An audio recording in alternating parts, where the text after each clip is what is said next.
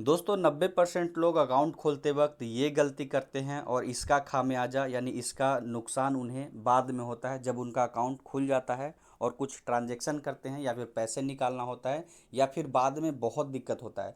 तो आज की इस वीडियो को आपको पूरा देखना चाहिए अगर आप भी एक नया अकाउंट खुलवाना चाहते हैं या फिर कोई फैमिली मेम्बर में किसी का खुलवाना है तो जान लीजिए कि ये गलती आपको कभी भी नहीं करना, वरना हमेशा आपको पछताना पड़ेगा। आपका टाइम तो वेस्ट होगा ही होगा, साथ में आपका पैसा भी वेस्ट हो सकता है। तो चलिए जान लेते हैं।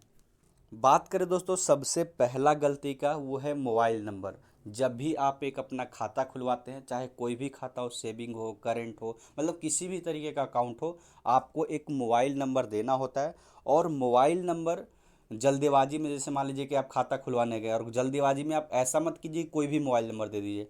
आपको वही मोबाइल नंबर देना है जो आप लंबे समय तक रखेंगे, यानी आपको लगता है कि ये मेरा परमानेंट नंबर है, मैं इसको लंबे समय तक यूज करूँगा, वही नंबर आपको देना है। क्योंकि जैसे मान लीजिए नंबर आप दे देंगे अकाउंट में और जो भी आप ट्रांजैक्शन करते हैं, जो भी लेन देन करेंगे, उसका मैसेज आपको उसी नंबर पे आएगा। या फिर जैसे मान लीजिए अकाउंट खुलने के बाद आपको फ़ोनपे बनाना होगा, पेटीएम बनाना होगा, यूपीआई आईडी तो बनाना होगा ना ट्रांजैक्शन करने के लिए, तो आपको वही नंबर होना चाहिए। लेकिन जल्दबाजी में लोग कोई भी किसी का नंबर पापा का, मम्मी का दे देते हैं और बाद में ये दिक्कत उनको फेस करना पड़ता है। क्योंकि फ़ोनपे अगर अकाउंट आप बनाएंगे तो जिस नंबर से फ़ोनपे अकाउंट बनाएंगे, जो आपके अकाउंट में लिंक है, वो आपके फ़ोन में होना चाहिए, तभी अकाउंट बनता है। तो अगर आप दूसरे का नंबर दे देंगे, मम्मी का, पापा का, भाई का, तो आप तो फ़ोन पे चला ही नहीं पाएंगे। तो इसीलिए मोबाइल नंबर आपको हमेशा अपना देना चाहिए और वो देना चाहिए जो नंबर आप लंबे समय तक यूज करेंगे। दूसरा गलती ये है दोस्तों, जो बहुत से लोग करते हैं, बाद में उनको पछताना पड़ता है, वो है सिग्नेचर।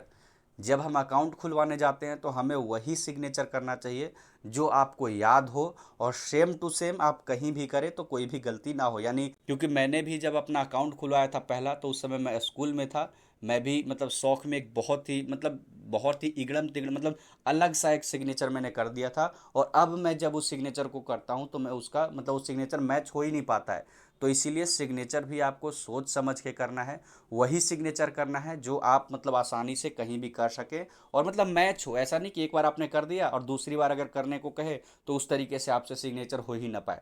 तो इस बात का आपको ध्यान रखना है कि सिग्नेचर वही करना है जो आप हमेशा करते हो या फिर वो आपको याद हो या फिर कहीं भी करना पड़े। जैसे मान लीजिए कि 1 साल बाद आपको पैसा निकालना है फॉर्म भर के, तो आप उस सिग्नेचर को उसी तरीके से यहाँ पे फॉर्म में भर सके। तो ये गलती भी आपको नहीं करना है।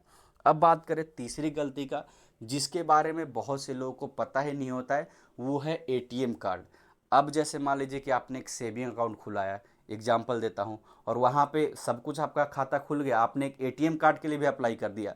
लेकिन ये आपको पता होना चाहिए कि आपने कौन सा एटीएम कार्ड के लिए अप्लाई किया, master, visa card, RuPay card, कौन सा कार्ड। क्योंकि हर एक कार्ड का फीचर बेनिफिट अलग अलग होता है, उसका चार्जेस अलग होता है। जैसे मान लीजिए कि मेंटेनेंस चार्ज जो कटता है आपका साल में, वो अलग होता है। उसमें लिमिट अलग होता है कि आप एक दिन में इतना पैसे से ज़्यादा नहीं निकालते हैं। तो आप अपने ज़रूरत के हिसाब से, जो आपको ज़रूरत है, आपको लगता है कि मुझे एक दिन में कभी 1 लाख रुपए निकालने की ज़रूरत पड़े, तो वही वाला एटीएम अप्लाई कीजिए। आप अपने ज़रूरत के हिसाब से पहले ब्रांच मैनेजर से बात कीजिए कि कौन कौन सा एटीएम है, उसका क्या फ़ीचर है, उसके क्या लाभ है, उनसे पूछिए। उसके बाद ही अपने ज़रूरत के अनुसार ही एटीएम कार्ड अप्लाई कीजिए। जैसे मान लीजिए कि बैंक ने डिफ़ॉल्ट कोई भी एटीएम कार्ड अप्लाई कर दिया और उसका आपको ज़रूरत ही नहीं है, उतना पैसे आपको निकालना ही नहीं है, तो उसका चार्ज तो एक्स्ट्रा कटेगा ही ना, क्योंकि आपने एटीएम कार्ड लिया है तो उसका चार्ज कटेगा ही कटेगा। तो इसीलिए आप अपने ज़रूरत के हिसाब से एटीएम कार्ड को अप्लाई कीजिए। तो मुझे उम्मीद है कि ये जो तीनों गलतियां मैंने बताया आप फ्यूचर में नहीं करेंगे और आप इस वीडियो को अपने फैमिली मेम्बर के साथ, दोस्तों के साथ भी शेयर कर सकते हैं। तो अभी के लिए इतना ही। Thank you for watching.